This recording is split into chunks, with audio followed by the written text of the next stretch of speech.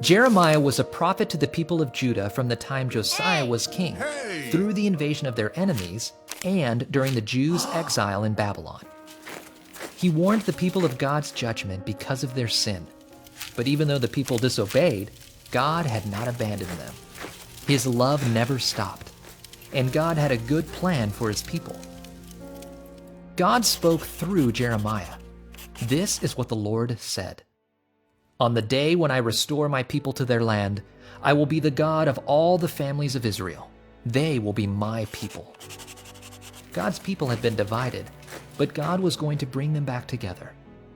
The people suffered in exile, but God said, "You will make music again. You will dance with joy." God was going to bring his people back home.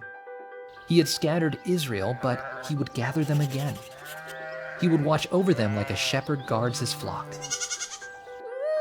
God said, "I will turn their mourning into joy, comfort them, and bring happiness out of grief.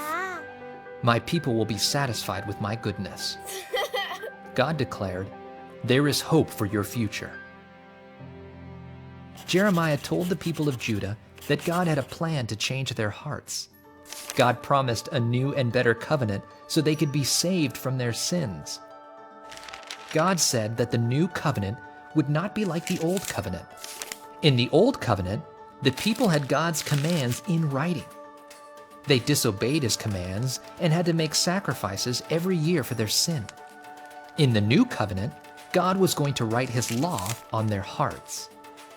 That means he would give his people the power to obey his commands. God said, "I will forgive their wrongdoing and never again remember their sin." God's word brought hope to God's people because his words were true. God can always be trusted. Jeremiah told about a day when God would forgive sin and change people's hearts.